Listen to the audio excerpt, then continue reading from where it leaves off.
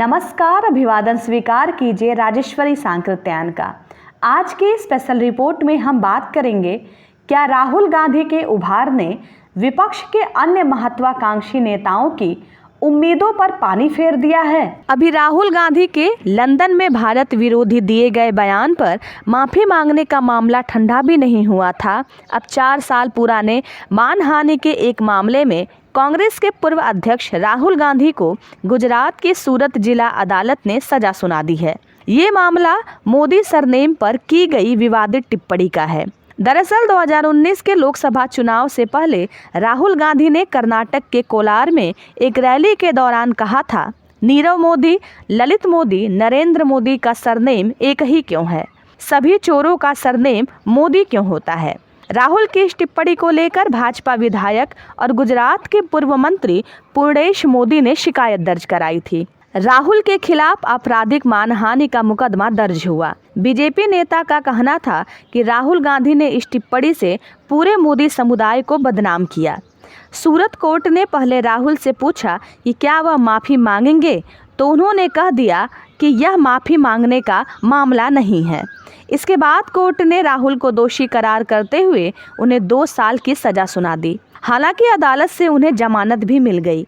अदालत ने राहुल को आईपीसी की धारा 499 और 500 के तहत दोषी करार दिया था, लेकिन उनको ऊपरी अदालत में अपील के लिए जमानत भी दे दी गई। राहुल को सजा सुनाते ही यह भी तय हो गया है कि आगामी लोकसभा चुनाव में कांग्रेस इसको बड़ा मुद्दा बनाएगी। राहुल को इस मामले को सियासी जामा नहीं पहनाना होता तो राहुल कोर्ट में माफी मांगकर बच सकते थे, जैसा वह पहले कर चुके हैं, लेकिन इस बार उन्होंने ऐसा नहीं किया। यानी कांग्रेस ने इस फैसले को सियासी मामला बनाने का मन बना लिया है, जिसकी तैयारी भी शुरू हो गई है। इसीलिए गुजरात की सूरत कोर्ट द्वारा जब राहुल गांधी को सजा सुनाई जा रही थी, तभी कांग्रेसी राहुल के पक्ष में बाहर प्रदर्शन कर रहे थे। राहुल को सजा सुनाए जाने को लेकर प्रियंका वाड्रा सहित पूरी कांग्रेस एक्टिव मूड में आ गई है। राहुल की सजा पर सवाल खड़े किए जा रहे हैं। प्रियंका द्वारा कहा जा रहा है कि वह डरने वाले नहीं हैं, यानी अदालत के फैसलों पर से भी कांग्रेस का विश्वास उठता जा रहा है, जो एक गंभीर मसला है। सबसे खास बात यह है कि राहुल को सजा सुनाए जाने के चलते बीजेपी विरोधी वह नेता भी राहुल गांधी के साथ खड़े नजर आ रहे हैं, जो हाल फिलहाल तक राहुल गांधी से दूरी बनाकर रखते थे। इसमें अरविंद केजरीवाल और अखिलेश यादव जैसे तमाम नेता शामिल हैं। खैर, मोदी राहुल के बीच की रार से किसको फायदा, किसे नुकसान हुआ की बात करें तो इस जंग का बीजेपी ने तो खूब फायदा उठाया, लेकिन कांग्रेस को इसके विपरीत परिणाम झेलने पड़े। कांग्रेस इस समय अपने इतिहास के सबसे बुरे दौर से गुजर रही है। उसके सांसदों की संख्या दहाई में सिमट कर रह गई है। वहीं भारतीय जनता पार्टी पूरे उत्थान पर है। सबसे खास बात यह है कि मोदी राहुल की जंग में इनकी पार्टियां भी कंधे से कंधा मिलाकर साथ चल रही हैं। दोनों दलों के दिग्गज नेता प्रेस कॉन्फ्रेंस और ट्वीट के माध्यम से एक दूसरे पर लगातार आरोप लगाते रहते हैं। याद कीजिए, आज जिस तरह से राहुल गांधी मोदी और अडानी पर भ्रष्टाचार का आरोप लगा रहे हैं, वैसा ही आरोप 2019 के लोकसभा चुनाव से पहले उन्होंने राफेल विमान खरीद में दलाली और भ्रष्टाचार को लेकर लगाया था और चौकीदार चोर हैं का नारा दिया था। कांग्रेस ने एक तरह से 2019 का लोकसभा चुनाव राहुल गांधी की अगुवाई में चौकीदार चोर हैं के नारे पर ही लड़ा था, लेकिन उसे चुनाव में मुंह की खानी पड़ी थी। अब अडानी के मामले में आरोप लगाया जा रहा है। इसमें राहुल को कितनी सफलता मिलेगी यह 2024 के लोकसभा चुनाव के नतीजों से पता चलेगा। वैसे यहाँ याद दिलाना भी जरूरी है कि राहुल गांधी ने एक बार अपने विश्वासी मित्रों के बीच कहा भी था कि मोदी को हराने के लिए उनकी ईमानदार नेता वाली इमेज को तोड़ दिया जाए तो कांग्रेस के लिए किसी भी चुनाव में जीत की राह आसान हो सकती है। कांग्रेस के सामने सबसे बड़ी दिक्कत है कि वह बीजेपी और मोदी को अपनी ओर से तैयार की गई सियासी पिच पर बैटिंग करने को मजबूर नहीं कर पा रहे हैं।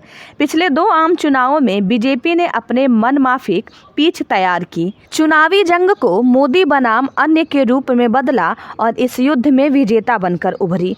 दोनों ही बार मोदी बनाम अन्य में प्रधानमंत्री नरेंद्र मोदी के खिलाफ विपक्ष का प्रमुख चेहरा राहुल गांधी रहे। 2024 के आम चुनावों में बीजेपी एक बार फिर मोदी बनाम राहुल की पीठ पर ही बैटिंग करने की कोशिश में है, लेकिन विपक्षी दल बीजेपी की इस कोशिश को समझ रहे हैं। बात राहुल गांधी की जाए तो राहुल गांधी के सलाहकार जिस तरह की सलाहें देकर उनसे जैसे बयान दिलवा रहे हैं, उससे देश में एक संदेश जरूर जा रहा है कि राहुल परिपक्व राजनेता नहीं हैं। भारत में लोकतंत्र के कुचले जाने का बयान वह ब्रिटेन में दे ही चुके हैं। लगे हाथों वह ब्रिटेन और अमेरिका से भारत में लोकतंत्र का गला घोटे जाने पर ध्यान देने की बात भी कर चुके हैं। इस पर उठे बवंडर के बीच उनके बड़े से बड़े समर्थक के लिए उनका बचाव कर पाना संभव नहीं हो पा रहा है। यही नहीं, पार्टी के नेताओं की भी किरकिरी हो रही है। एक तरफ मोदी और राहुल के बीच जुबानी जंग चल रही है, तो दूसरी ओर गैर कांग्रेसी दलों के बीजेपी विरोधी नेता इसे बीजेपी की सियासी साजिश बता रहे हैं।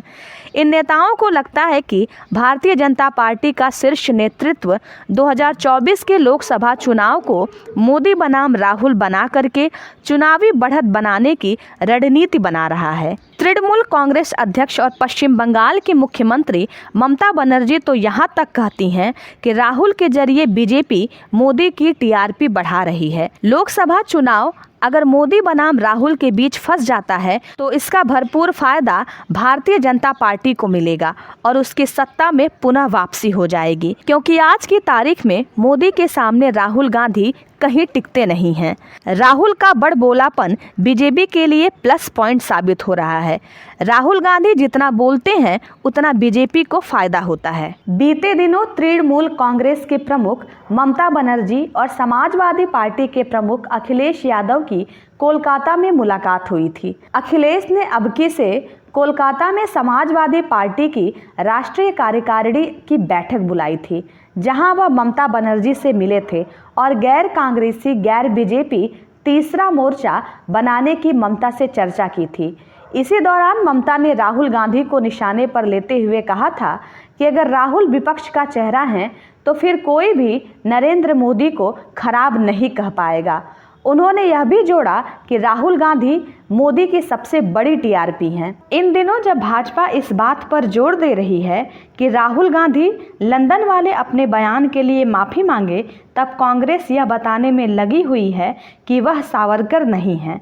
सावरकर को कोसना राहुल गांधी का प्रिय शगल है, लेकिन इसमें संदेह है कि वह अपने इस शगल से एक परिपक्व नेता के तौर पर अपनी छवि स्थापित करने में समर्थ हो जाएंगे। वास्तव में वह अपनी ऐसी छवि बना ही नहीं पा रहे हैं और इसीलिए वे विपक्ष की ताकत नहीं बन पा रहे हैं। कांग्रेस के लिए यह कहना मजबूरी हो सकती है कि राहुल भविष्य के नेता हैं, लेकिन विपक्ष ऐसा कुछ कहना जरूरी नहीं समझ रहा। भारत जोड़ो यात्रा में राहुल की भागीदारी को लेकर चाहे जितनी प्रशंसा की जाए, इस यात्रा के समाप्त होने के बाद के घटनाक्रम ने उनकी छवि को वैसा ही बना दिया है जैसी इस यात्रा के पहले थी। अपनी इस छवि के साथ वह कांग्रेस के सर्वोच्च नेता बने रह सकते हैं, लेकिन विपक्ष के नहीं बन सकते। यह मानने के अच्छे भले कारण हैं कि एक एक करके विपक्षी नेता इसी निष्कर्ष पर पहुंचते जा रहे हैं। ममता बनर्जी ने कहीं न कहीं कांग्रेस को आईना दिखाया, लेकिन कांग्रेस यह बात समझने की जगह ममता पर हमलावर हो गई है। बंगाल कांग्रेस अध्यक्ष अधीर रंजन चौधरी ने ममता पर पलटवार करते हुए यह कह दिया कि प्रधानमंत्री मोदी और उनके बीच राहुल को बदनाम करने के लिए समझौता हुआ है। उनकी माने तो ममता बनर्जी स्वयं को ईडी और सीबीआई की कार्रवाई से बचाना चाहती हैं, इसीलिए कांग्रेस के खिलाफ हो गई हैं। इस आरोप प्रत्यारोप से यदि कुछ स्पष्ट है तो यही कि कांग्रेस और तृणमूल कांग्रेस करीब नहीं आने वाली। लब्बो-लुआब यह है कि भारतीय जनता पार्टी और कांग्रेस, या यूँ कहें कि मोदी और राहुल के बीच इस समय सियासी घमासान छिड़ा हुआ है। इस घमासान की नित्य नई स्क्रिप्ट लिखी जाती है।